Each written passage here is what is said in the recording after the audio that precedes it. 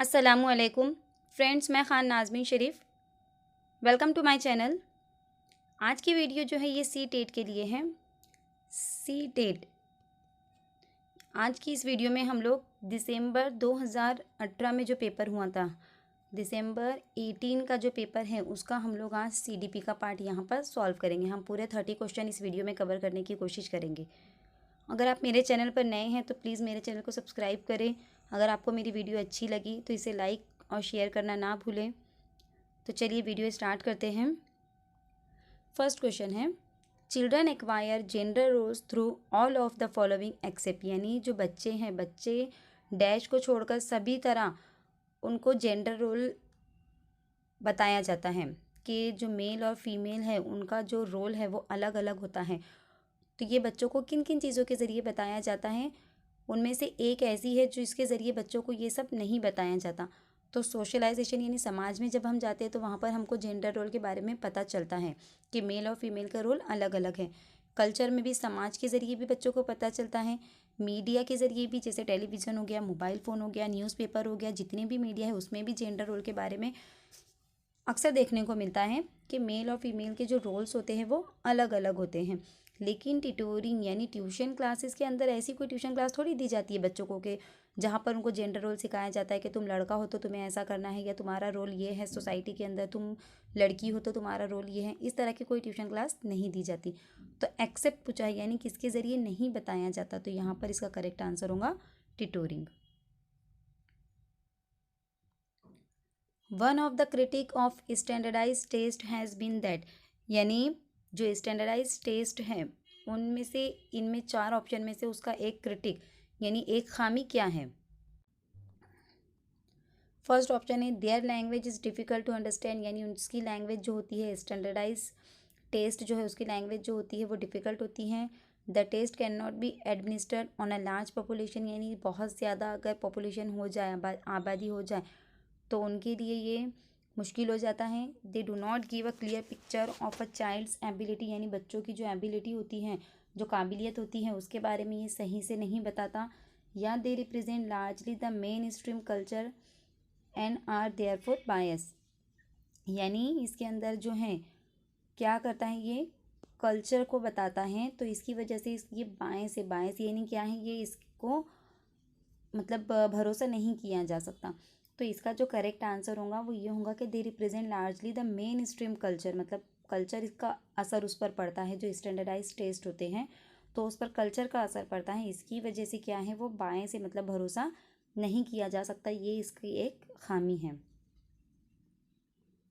The theory of multiple intelligence says that, अब multiple intelligence theory का हमने कल जो पेपर सॉल्व किए थे हमने 2021 का, जैन 2021 का, उसमें भी हमने देखे थे मल्टीपल इंटेलिजेंस से रिलेटेड क्वेश्चन आए थे। तो ये जो थ्योरी है हार्वर्ड गार्डनर की बहुत ही इंपॉर्टेंट है। तो जो the theory of multiple intelligence क्या बताती है, intelligence can be several kind, paper pencil test are not helpful, intelligence can be multiplied with effective pedagogy, या intelligence can be rapidly accelerated. तो यहाँ पर हम उसके नाम से ही पता लगा सकते हैं कि मल्टीपल इंटेलिजेंस मतलब क्या हो जाएगा, सेवरल काइंड हो जाएगा। तो इसका करेक्ट आंसर क्या आएगा कि मल्टीपल इंटेलिजेंस थ्योरी क्या बताती है कि इंटेलिजेंस अलग अलग तरह की होती है। जैसे कि हमने देखे थे, जैसे लिंग्विस्टिक इंटेलिजेंस है, या फिर काइनेस्थेटिक है, उसके अंदर फिजिकल हैं, ये सारी चीज़ें हम लोगों ने देखी थी। तो मल्टीपल इंटेलिजेंस थ्योरी आपको अच्छे से रीड करनी है। उसमें कुछ 8 तरह की इंटेलिजेंस का हार्वर्ड गार्डनर ने जिक्र किया है। Teacher can utilise both assessment for learning and assessment of learning too, यानी टीचर जो है वो असिस्टमेंट फॉर लर्निंग और असिस्टमेंट ऑफ लर्निंग दोनों का इस्तेमाल करते हैं। फॉर और ऑफ का मतलब क्या होता है, यानी टीचर जो है वो दरमियान में, बिफोर यानी क्या कि टीचर दरमियान में भी असिस्टमेंट करते हैं, टीचिंग के दौरान भी, और टीचिंग ख़त्म होने के बाद भी, यानी जो सालाना एग्ज़ाम वगैरह होते हैं, जो एनुअल एग्ज़ाम होते हैं, उसके ज़रिए भी टीचर क्या करते हैं, असिस्टमेंट करते हैं, यानी ड्यूरिंग द पीरियड भी करते हैं, पढ़ाते टाइम भी करते हैं, और एंड में भी करते हैं। तो क्यों?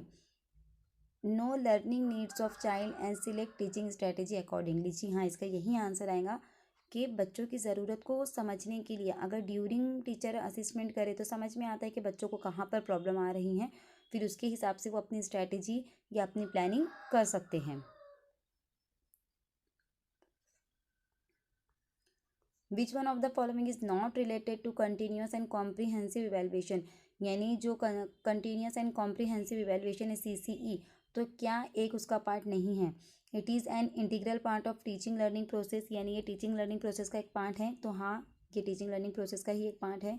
It focus on child's achievement in different learning areas, मतलब ये जो बच्चों की जो अलग अलग एरियाज़ में जो अचीवमेंट है, जो कामयाबी है, उस पर फोकस करता है।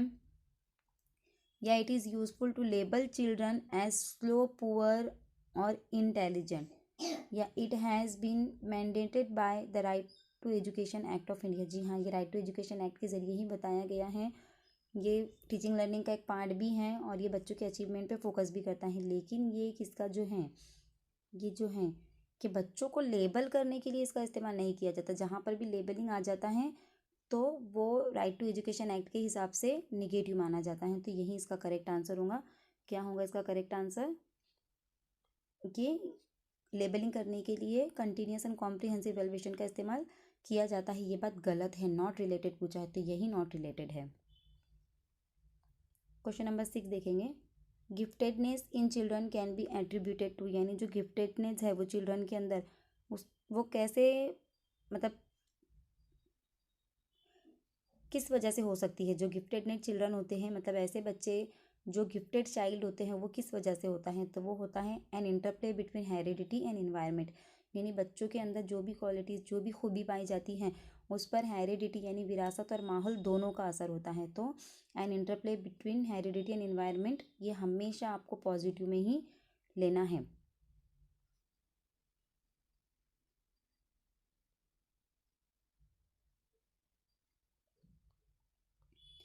Children coming from socio economically disadvantage background needs a classroom environment which, मतलब ऐसा बच्चा जो इकोनॉमिकली डिसएडवांटेज ग्रुप से आता है, यानी ऐसा जहाँ पर उसको इकोनॉमिक सपोर्ट बहुत ही कम है, इकोनॉमिक कंडीशन उसकी बहुत ही ख़राब है, ऐसी अगर सिचुएशन से बच्चा आता है तो क्लासरूम का इन्वायरमेंट उसको कैसा मिलना चाहिए, क्लासरूम में उसको क्या मिलना चाहिए।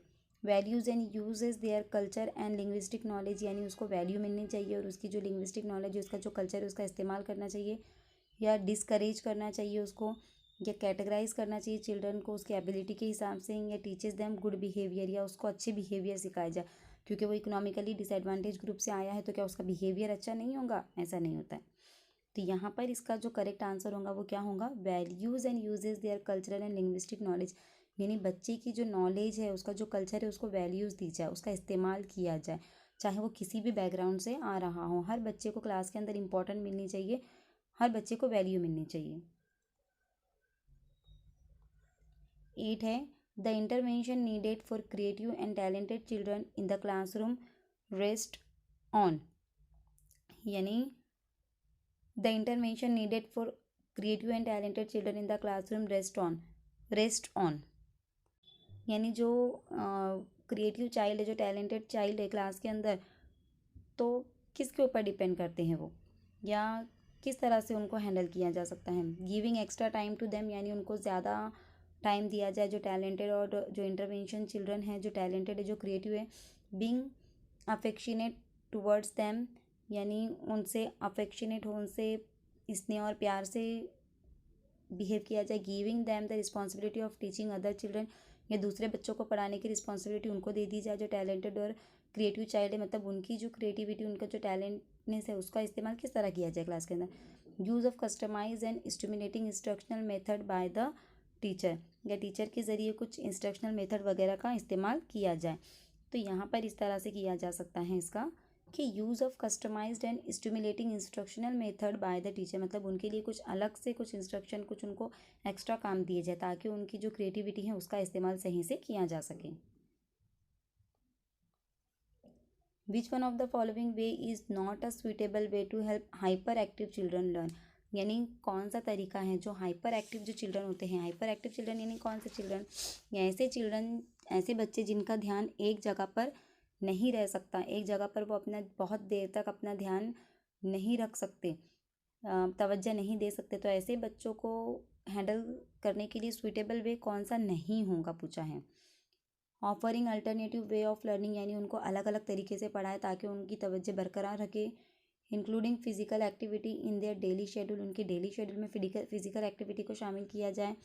रिप्रीमेंडिंग them often for being restless, यानी उनको हमेशा डांट फटकार लगाए कि तुम कुछ काम के नहीं हो, तुम हमेशा से ऐसे करते हो, मतलब उनको बेइज्जत किया जाए।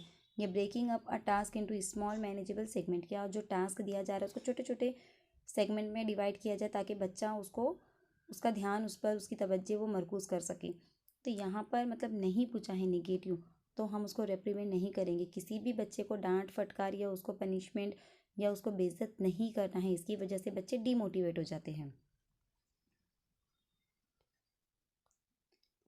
Pattern of divergent thinking identify children who are, यानी डाइवर्जेंट थिंकिंग जो है मैंने बताई थी आपको कि डाइवर्जेंट थिंकिंग जहाँ पर भी आएंगी वहाँ पर आपको क्रिएटिविटी दिखेंगी, या क्रिएटिविटी जहाँ पर भी आएंगी आपको वहाँ पर डाइवर्जेंट थिंकिंग नजर आएंगी। दोनों एक दूसरे से कनेक्टेड हैं, तो इसका आंसर क्या आ जाएगा? Creative. Which one of the following does not describe the way in which a teacher can model problem solving for children in the classroom, यानी ऐसी चार ऑप्शन में से ऐसी कौन सी बात है जिसके ज़रिए ये नहीं पता चलता कि टीचर बच्चों के सामने एज अ प्रॉब्लम सॉल्वर है, एक मॉडल है as a problem solver. Negative देखना है हमको। Be honest about making mistake while solving something, मतलब कुछ भी सॉल्व करते टाइम, कुछ हल करते समय जो गलतियाँ होती है उसमें ईमानदारी रखें। ये use vocabulary like think, ideas, trial and different answer, ये वोकेबलरी का इस्तेमाल करें। या ask question with convergent answer, यानी जो कन्वर्जेंट आंसर है जिसका सोल्यूशन एक ही हो सकता है, ऐसे क्वेश्चन पूछें। ये discuss your thoughts process about solving a particular problem, या अपने जो थॉट है किसी प्रॉब्लम को सॉल्व करने से रिलेटेड उसको डिस्कस करें। तो निगेटिव पूछा है यहाँ पर, तो जो आएगा वो आएगा कि ask question with convergent answer, यानी जिसका फिक्स आंसर हो, इस तरह के क्वेश्चन बच्चों से करना। ये जो है ये प्रॉब्लम सॉल्वर की अलामत नहीं है। डाइवर्जेंट थिंकिंग जो है ये प्रॉब्लम सॉल्विंग की अलामत है। Which one of the following is an emotion, यानी इनमें से इमोशन क्या है? तो बहुत ही आसान, फियर, डर एक तरह का इमोशन है, एक तरह की खौफ, ये जो है एक तरह का एहसास है। A 3 years old children explain that milk is produced by a machine at the milk booth. Which one of the following offers the best explanation of the child's understanding, यानी एक 3 साल की जो बच्ची है उसको ऐसा लगता है कि जो मिल्क है ये जहाँ से वो दूध खरीद कर लाती है जो दुकान से, वहाँ पर वो मशीन के ज़रिए बनाया जाता है। तो बच्ची की अंडरस्टैंडिंग को हम यहाँ पर क्या कहेंगे?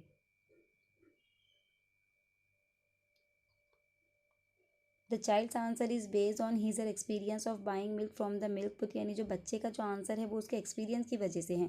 क्यों? क्योंकि वो हमेशा मिल्क बूथ से ही मिल्क खरीद कर लाती हैं, इसलिए उसे ऐसा लगता है कि वो मशीन वगैरह में उसी मिल्क बूथ पर तैयार होता होगा।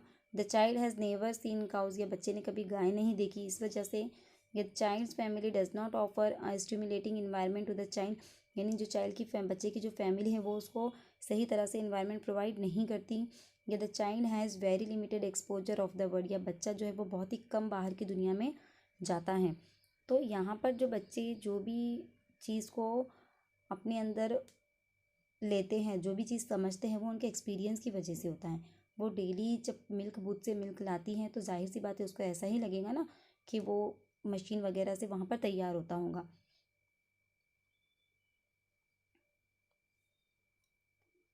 क्वेश्चन नंबर 14 है, which one of the following best describes a teacher's role, इनमें से कौन सा है जो टीचर्स के रोल को अच्छे से डिस्क्राइब करता है? A teacher should adhere to the prescribe textbook, यानी टीचर जो है वो पूरी तरह से एक टेक्स्ट बुक का उसको पालन करना चाहिए, टेक्स्ट बुक उसको फॉलो करनी चाहिए। Completing the syllabus on time, यानी टाइम पर उसको सिलेबस कंप्लीट करना चाहिए कि ये टीचर का मेन रोल है। Creating a relax space where children learn through dialogue and inquiry, यानी वो जब बच्चे डायलॉग और इंक्वायरी में बिजी हैं तब वो क्या करें? रिलैक्स स्पेस अपने लिए बनाए, मतलब आराम करें। या teacher's most important role in the classroom is to maintain discipline, या फिर टीचर का जो मेन रोल है वो क्लासरूम के अंदर क्या करना है? डिसिप्लिन को कायम रखना है। तो यहाँ पर इसका जो करेक्ट आंसर आएगा वो क्या आएगा? Creating a relax space where childrens learn through dialogue and inquiry, यानी जब बच्चे डायलॉग और इंक्वायरी के जरिए सीखते हैं तो रिलैक्स स्पेस वहाँ पर क्रिएट करना, मतलब बच्चों को वहाँ पर सपोर्ट करना, मतलब किसी भी तरह का वहाँ पर बच्चों पर चिढ़ना, गुस्सा करना, इस तरह का कोई भी काम वहाँ पर नहीं करना है। एक रिलैक्स स्पेस वहाँ पर आपको क्रिएट करना है जहाँ पर बच्चे डायलॉग और इंक्वायरीज़ वगैरह के ज़रिए, पूछताछ के ज़रिए आपसे कुछ सीखना चाहते हैं। तब आपको रिलैक्स होकर उनके सभी आंसर्स के क्या करने हैं, क्वेश्चन के आंसर देने हैं। Which one of the following classrooms encourage reach learning, यानी इनमें से क्लास कौन सा ऑप्शन ऐसा है जो रीच लर्निंग को क्या करता है, इनकरेज करता है, बढ़ावा देता है। A classroom with open activity corners and a variety of children's literature in open shelves accessible any time of the day। जी हाँ, इसका यही आंसर होगा कि ऐसी क्लासरूम जहाँ पर ओपन एक्टिविटी के लिए कॉर्नर बनाया जाए और वहाँ पर बच्चों के लिए अलग अलग तरह की वैरायटी ऑफ चिल्ड्रंस लिटरेचर, मतलब अलग अलग तरह का लिटरेचर के शेल्फ्स बनाए जाए, कुछ रैक वगैरह वहाँ पर रखी जाए जो बच्चों के लिए किसी भी वक्त एक्सेसिबल हो, मतलब बच्चा आसानी से वहाँ पर पहुँच सके, उन चीज़ों का इस्तेमाल कर सके। ऐसा नहीं कि बस एक कॉर्नर बना दिया आपने क्लास के अंदर, वहाँ पर तरह तरह की बुक्स वगैरह, तरह तरह की एक्टिविटी का सामान ला कर रख दिए, लेकिन सिर्फ बच्चे उसको रोज़ देख रहे हैं, उनका इस्तेमाल उनको करने के लिए नहीं दिया जा रहा है, तो वो किस काम का होगा। तो कॉर्नर भी बनाया जाए लेकिन बच्चों के लिए वो एक्सेसिबल भी हो, यानी बच्चे उसका इस्तेमाल भी कर सकें। तो ये जो है ये रिच लर्निंग इन्वायरमेंट के लिए इनकरेजमेंट होगा, अच्छा होगा। Which one of the following best describe the role of text book in the classroom, यानी क्लासरूम के अंदर जो टेक्स्ट बुक का रोल है वो क्या है। दे maintain homogeneity in learning across I state और द नेशन, मतलब एक तरह की होमोजेनिटी क्रिएट होती है, समानता उसकी वजह से आती है कि पूरे स्टेट में, पूरे नेशन में एक ही तरह की चीज़ पढ़ाई जा रही हैं। They provide guidance to the teacher and parent about the course of study, या ये एक तरह का गाइडेंस प्रोवाइड करते हैं टीचर और पेरेंट्स को। या they form the most essential learning resource in resource staff context, कि ये सबसे ज़्यादा मोस्ट इसेंशियल लर्निंग रिसोर्स है, मतलब सीखने का सबसे अहम ज़रिया यही है text book. They are one of the resource and reference material available in the class. तो इसका जो करेक्ट आंसर आएगा कि ये वन ऑफ द रिसोर्स है। मोस्ट इसेंशियल मतलब सिर्फ टेक्स्ट बुक ही सबसे इम्पोर्टेंट नहीं है, एक ज़रिया है टेक्स्ट बुक बच्चों को सिखाने का, लेकिन उसके ज़रिए भी बहुत सारी चीज़ें ऐसी हैं जहाँ से हम बच्चों को बहुत कुछ सिखा सकते हैं। तो इसको हमको सिर्फ वन ऑफ द रिसोर्स के तौर पर लेना है कि सिखाने का एक ज़रिया है, टीचिंग लर्निंग एक का एक हिस्सा है वो, ना कि पूरी तरह से टेक्स्ट बुक पर ही डिपेंड करना है कि बस टेक्स्ट बुक में जितना सिलेबस दिया है बस उसको कवर करवा लिया, हमारा काम हो गया, ऐसा नहीं होना चाहिए। The national curriculum framework 2005 drives it's understanding from, यानी जो नेशनल करिकुलम फ्रेमवर्क 2005 में जो बनाया गया था, तो उसमें क्या बताया गया था, बिहेवियरिज्म, कंस्ट्रक्टिविज्म, कॉग्निटिव थेरीज या ह्यूमनिज्म, उसमें किस चीज़ पर जोर दिया गया था। जो NCF 2005 बना तो उसमें किस चीज़ पर जोर दिया गया था, कंस्ट्रक्टिविस्ट थेरी, जो कि हमने देखे थे, कंस्ट्रक्टिविज्म पर जोर दिया गया था, यानी learning by doing, active participation of the children, इस पर उन्होंने ज़्यादा जोर दिए थे। 18 है the children in a class can be consider to be motivated if, यानी क्लास के अंदर जो बच्चे होते हैं हम उनको कब मान सकते हैं कि वो मोटिवेटेड है, उन्हें तहरीक मिली है पढ़ने के लिए। दे maintain discipline in the class, अगर वो क्लास में डिसिप्लिन से बैठते हैं, एकदम अदब से बैठते हैं तब। All are regular in attendance, अगर सारे बच्चे रेगुलरली क्लास अटेंड कर रहे हैं तब। They ask questions seeking clarification from the teacher, या वो क्वेश्चन कर रहे हैं टीचर से ताकि उनके जो डाउट है वो क्लियर हो सके। या they come to school neatly dress in uniform, या बच्चे एकदम नीट यूनिफॉर्म वगैरह पहनकर क्लास के अंदर आ रहे हैं तब। तो हम कब समझेंगे कि बच्चे मोटिवेटेड है, जब वो क्लास के अंदर क्वेश्चन करेंगे, अगर उनको टीचर कुछ समझा रही हैं और उनको समझ में नहीं आ रहा है तब वो क्वेश्चन करेंगे उनके जो डाउट है उसको क्लियर करने के लिए, तो समझ में आएगा कि हाँ बच्चे भी क्या है, तवज्जो दे रहे हैं, बच्चे भी मोटिवेटेड है। 19 है which one of the following is the most suitable to improve children's learning, यानी बच्चों की लर्निंग को इम्प्रूव करने के लिए सबसे ज़्यादा सुटेबल क्या है। Teacher should explain the content using different examples and illustration, यानी टीचर जो है वो कंटेंट को समझाने के लिए अलग अलग एग्जाम्पल का इस्तेमाल करे। All types of learning material should be there in the classroom, यानी क्लासरूम के अंदर हर तरह का लर्निंग मटेरियल अवेलेबल होना चाहिए। या teacher should facilitate children to interact with each other on real life situation, या टीचर को एज ए फैसिलिटेट मेंटर काम करना चाहिए, मतलब बच्चों को एक तरह का गाइडेंस देना चाहिए कि वो जो है रियल लाइफ सिचुएशन में भी एक दूसरे से इंटरेक्ट कर सके, या रेगुलर असेसमेंट टेस्ट या सिर्फ रेगुलर असेसमेंट टेस्ट वगैरह कंडक्ट करना चाहिए। तो जहाँ पर भी रियल लाइफ सिचुएशन आएगा वो सबसे अहम माना जाएगा बच्चों की लर्निंग के लिए। तो टीचर को क्या करना चाहिए, फैसिलिटेट करना चाहिए ताकि बच्चे क्या करें, रियल लाइफ सिचुएशन में भी उसका इस्तेमाल कर सकें। 20 आएगा, the discipline which has a significant role in a learning environment is of the kind which help, यानी जो डिसिप्लिन है उसका जो लर्निंग इन्वायरमेंट के अंदर बहुत ही अहम रोल है। तो ये किस तरह से हेल्प करता है, लर्निंग जो डिसिप्लिन है वो किस तरह से हेल्प करता है। टू क्रिएट साइलेंस, यानी क्लास के अंदर खामोशी बनाए रखने के लिए। टीचर्स टू गिव इंस्ट्रक्शन, बच्चों को इंस्ट्रक्शन देने में मदद करता है जो डिसिप्लिन है वो। Children don't memorize their lesson, या चिल्ड्रन को रोट मेमोराइजेशन के ज़रिए डिसिप्लिन हेल्प करती है। या children to regulate and monitor their own learning, या बच्चे जो है वो अपनी खुद की लर्निंग को मॉनिटर कर सके। तो जहाँ पर भी बच्चे खुद से एक्टिव नज़र आ रहे हैं वो हमेशा पॉजिटिव जाएगा। तो children to regulate and monitor their own learning, ये क्या हो जाएगा, ये हेल्पफुल होगा लर्निंग के लिए। Which one of the following statement is true about the role of heredity and environment, यानी हेरिडिटी और इन्वायरमेंट, माहौल और विरासत से मुतालिक कौन सी बात यहाँ पर सही है। A child's ability to learn and perform is completely decided by the genes, यानी जो चाइल्ड्स की एबिलिटी है वो पूरी तरह से जीन्स के ज़रिए ही डिसाइडेड होती है। या good care and nutritions diet can fight of any disorder a child is born with, यानी अगर अच्छे से बच्चों को न्यूट्रिशन वगैरह जब वो पैदा होने से पहले अगर माँ को दिया जाए तो पैदा होते समय किसी भी तरह का डिसऑर्डर होने से बच्चे फाइट कर सकते हैं। ये environment plays a significant role in the child's language development, ये जो इन्वायरमेंट होता है वो बच्चे की लैंग्वेज डेवलपमेंट में अहम रोल अदा करता है। ये certain aspects of development are influence more by heredity and other more by environment, या कुछ आस्पेक्ट्स ऐसे होते हैं जिसका हेरिडिटी पर हेरिडिटी की वजह से असर होता है, और कुछ ऐसे होते हैं जिनका इन्वायरमेंट पर असर होता है। तो हमको पता है कि जो बच्चा होता है वो हेरिडिटी और इन्वायरमेंट दोनों की वजह से होता है। जो भी उसकी पर्सनैलिटी होती है, जो उसकी लैंग्वेज होती है, जो भी बच्चा सीखता है या बच्चा जो भी हमारे सामने है वो दोनों की वजह से है, विरासत की वजह से भी और माहौल की वजह से भी, यानी यहाँ पर दोनों इंपॉर्टेंट है, हेरिडिटी एंड इन्वायरमेंट। 22 है, which one of the following statements can not be attributed to पियाजे थेरी, यानी पियाजे की थेरी के हिसाब से कौन सा स्टेटमेंट यहाँ पर सही नहीं है।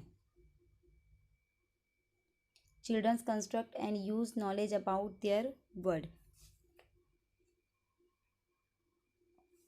Childrens construct and use knowledge about their world, यानी बच्चे जो है वो अपनी नॉलेज कंस्ट्रक्ट करते हैं। तो जी हाँ, ये जीन पियाजे ने कहा था, बच्चों को लिटिल साइंटिस्ट कहा था उन्होंने। Learning take place through constant practices, यानी लर्निंग जो है वो बार बार प्रैक्टिस की वजह से होती है।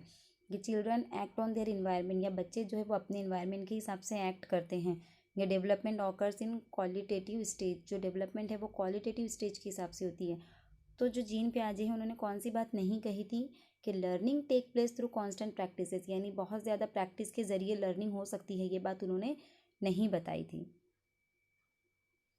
इसके लिए आप जीन पियाजे की थ्योरी आपको अच्छे से पढ़नी है। Which one of the following is not a limitation of pre operational thought, यानी प्री ऑपरेशनल थाट जो है उसका लिमिटेशन इनमें से क्या नहीं है। Development of the symbolic thought, egocentrism, irreversibility, tendency to concentrate, तो ये जो तीनों हैं ये प्री ऑपरेशनल स्टेज के लिमिटेशन है। लेकिन जो development of the symbolic thought है ये प्री ऑपरेशनल स्टेज में नहीं आता है, तो ये इसका एक लिमिटेशन नहीं हो जाएगा। 24 है, play has a significant role in development of young children for the following reason except, यानी जो प्ले है वो बहुत ही अहम रोल अदा करता है जो यंग चिल्ड्रन होती है उनकी डेवलपमेंट में। 3 रीज़न इसमें से सही है, एक रीज़न इसमें से गलत है, उसको हमको चुनना है। इज स्टिमुलेट देयर सेंसेस, यानी उनके सेंसेस को क्या करता है, उनकी बढ़ाता है, स्टिमुलेट करता है। It is just a pleasant way to spend time, यानी ये टाइम बिताने का एक प्लीजेंट वे है, खुशगवार तरीका है। ये they acquire new skills and learn when they use them, यानी प्ले के ज़रिए, खेल के ज़रिए बच्चे नई नई स्किल्स को सीखते हैं, या दे gain mastery over their body, या बच्चों को अपनी बॉडी पर मास्टरी आती हैं। तो 3 चीज़ें ऐसी हैं जो हेल्पफुल है, लेकिन सिर्फ अगर प्लेजेंट के लिए खेल रहे हैं, सिर्फ टाइम स्पेंड करने के लिए खेल रहे हैं, तो ये डेवलपमेंट में किसी भी तरह से मददगार नहीं होगा। Which one of the following questions invite children to think critically, यानी कौन सा ऐसा सवाल है जो बच्चों को क्रिटिकली थिंकिंग के लिए इनवाइट करता है, सोचने पर मजबूर करता है। तो यहाँ पर अगर हम देखेंगे what are the different way in which we can solve this, यानी अगर अलग अलग तरीके से बच्चा सोच रहा है कि एक ही प्रॉब्लम के अलग अलग सोल्यूशन किस तरह से हो सकते हैं, तो वहाँ पर बच्चा क्रिटिकल थिंकिंग का इस्तेमाल कर रहा है। तो इसका क्या आ जाएगा, तीसरा आ जाएगा कि अलग अलग तरीके से एक ही प्रॉब्लम के कई तरह से सोल्यूशन सोचना क्रिटिकल थिंकिंग कहलाता है। 26 है which one of the following options best describe progressive education, यानी प्रोग्रेसिव एजुकेशन को कौन सा ऑप्शन है जो बेस्ट डिस्क्राइब करता है। तो यहाँ पर जो प्रोग्रेसिव एजुकेशन है उसके अंदर बच्चे क्या करते हैं, लर्निंग बाय डूइंग करते हैं, यानी बच्चे खुद सीखते हैं, खुद करके सीखते हैं। तो जहाँ पर भी प्रोग्रेसिव एजुकेशन आ जाएगा वहाँ पर क्या आना चाहिए, learning by doing, project method and cooperative learning. तो सबसे मेन आपको फोकस करना है लर्निंग बाय डूइंग पर, जहाँ पर भी प्रोग्रेसिव एजुकेशन आता है वहाँ पर। विच one of the following statement about progressive education explain education is life itself, यानी प्रोग्रेसिव एजुकेशन का कौन सा स्टेटमेंट बताता है कि एजुकेशन अपने आप में एक लाइफ है।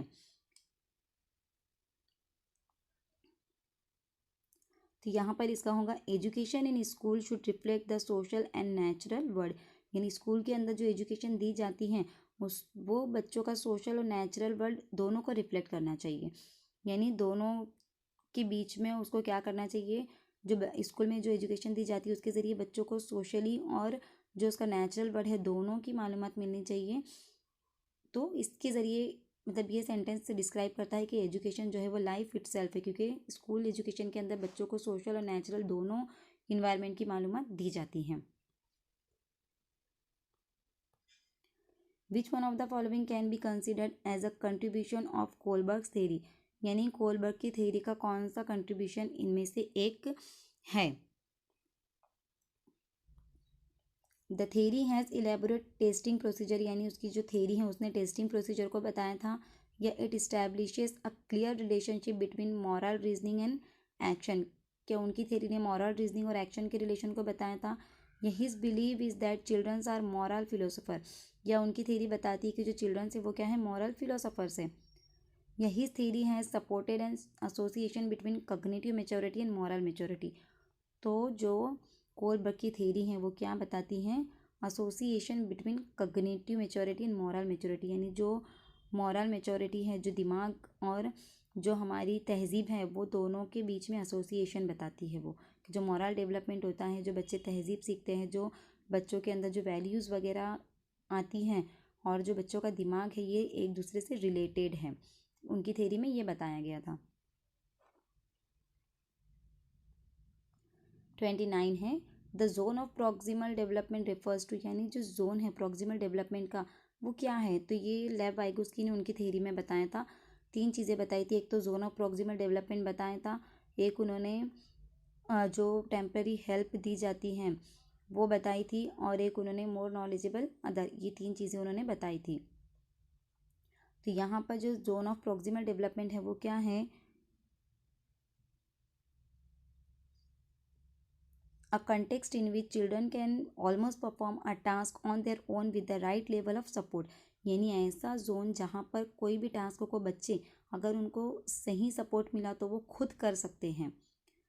ऐसे जो दायरा था उसको जो लेव वाइगोस्की ने क्या कहा था, जोन ऑफ प्रॉक्सिमल डेवलपमेंट। अगर लेव वाइगोस्की की थ्योरी आपने अच्छे से पढ़ी है तो इसको आप समझ सकते हैं कि सीखने का ऐसा दायरा जहाँ पर बच्चों की हद होती है कि बच्चे उस दायरे तक काम को कर सकते हैं, उसके आगे अगर उनको कुछ काम करना है तो उन्हें किसी के सपोर्ट की ज़रूरत होगी, उन्हें कुछ सपोर्ट चाहिए, कुछ हिंट्स चाहिए, तब वो आगे बढ़ सकते हैं। तो जो बच्चों का सीखने का जो दायरा होता है जहाँ पर बच्चे खुद से कर सकते हैं उन्हें जोन ऑफ प्रॉक्सिमल डेवलपमेंट कहा गया है। एंड एंड्रोगाइनस पर्सनैलिटी, अब एंड्रोगाइनस पर्सनैलिटी क्या होती है, किसे कहा गया है,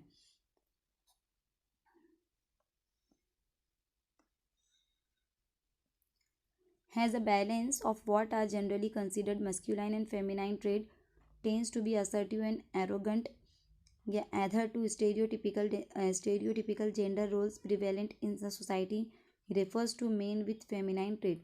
तो जो एंडोग्राइनस पर्सनैलिटी है वो क्या बताती हैं कि बैलेंस मतलब जो मस्कुलाइन और फेमिनाइन ट्रेड से, या जो मर्द और औरतों के जो हैं इनके अंदर जो भी चीज़ें हैं, जो भी बातें हैं, उनको बैलेंस रखना, उनके बीच में बैलेंस रखना क्या कहलाता है?